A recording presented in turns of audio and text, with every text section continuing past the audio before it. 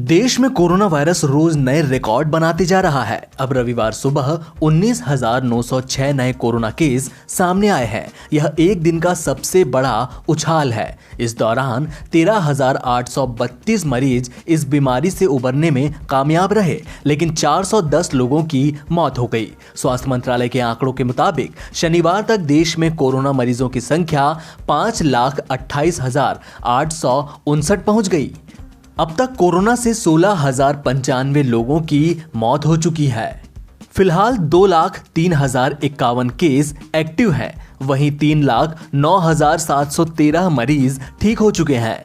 देश में कोरोना के कुल एक्टिव मामलों में से 85% 8 राज्यों महाराष्ट्र, तमिलनाडु, दिल्ली, तेलंगाना, गुजरात, उत्तर प्रदेश, आंध्र प्रदेश और पश्चिम बंगाल में है। इस महामारी के कारण देश में हुई कुल मौतों में 87% इन्हीं राज्यों में से है। इससे साफ है कि देश में कोरोना से निपटने की मुख्य चुनौती इन्हीं राज्यों में है। केंद्रीय स्वास्थ्य मंत्री हर्षवर्धन ने कहा कि इलाज पर फोकस करने से रिकवरी रेट में लगातार सुधार हो रहा है। शनिवार को देश में रिकवरी रेट 58.13% था, जबकि फैटेलिटी रेट करीब 3% था।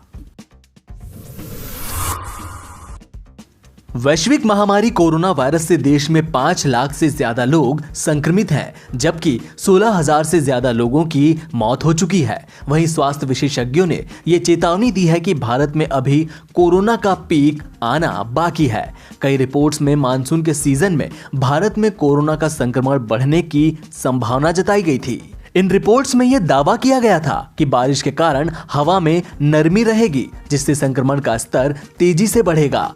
वहीं नई दिल्ली एम्स के डायरेक्टर डॉक्टर रणदीप गुलेरिया ने कहा कि मानसूनी बारिश के कारण देश में कोरोना वायरस के संक्रमण में कोई बदलाव नहीं होगा। उन्होंने कहा कि जब गर्मी का मौसम आया था तो कई लोगों ने दावा किया था कि कोरोना वायरस का संक्रमण रुक जाएगा, लेकिन यह नहीं हुआ।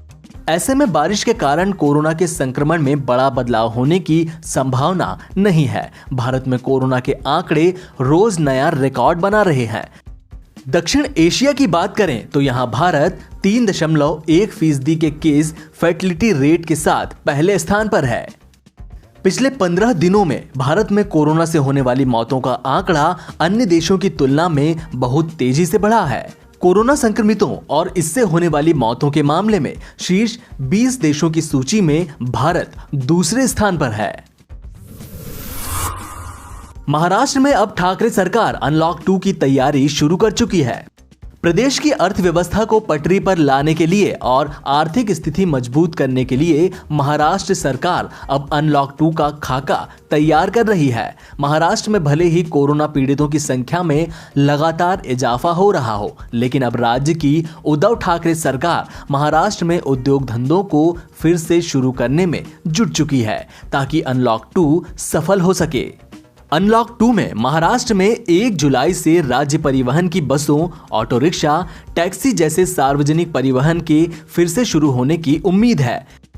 वो इलाके जो रेड जोन में नहीं आते, उन इलाकों में 9वीं, 10वीं और 12वीं के छात्रों के लिए स्कूल खोलने पर विचार किया जा रहा है। सरकार इसके जरिए तमाम लोगों को एक शहर से दूसरे शहर भेजने की सहूलियत दे सकती है, जो रोजगार के लिए एक शहर से दूसरे शहर जाना चाहते हैं या लॉकडाउन में एक ही शहर में फंस गए थे, उन्हें दूसरे शहर में जाने की सहूलियत मिल सकती है।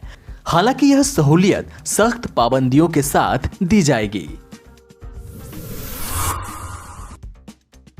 दुनिया भर में फैले कोरोना महामारी के बीच चीन अपनी नापाक हरकतों से बाज नहीं आ रहा। जब सभी देश इस वैश्विक महामारी के रोकथाम में व्यस्त हैं, इस दौरान मौका पाकर चीन ने प्रशांत महासागर में रणनीतिक रूप से महत्वपूर्ण किरीबाती में अपनी एम्बेसी को शुरू कर दिया है।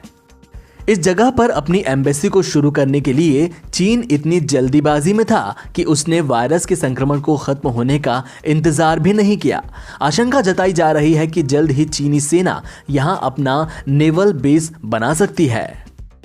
किरीबाती के राष्ट्रपति टेनेटी ममाऊ ने हाल ही में दूसरी बार चुनाव में जीत पाई है।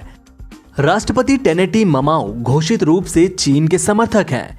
पेइचिंग यात्रा के दौरान राष्ट्रपति टेनेटी और चीन के राष्ट्रपति शी जिनपिंग के बीच एम्बेसी को खोलने को लेकर सहमति बनी थी। कई रिपोर्ट्स के मुताबिक 1,16,000 की आबादी वाले इस देश को चीन ने अरबों डॉलर का कर्ज भी दिया है।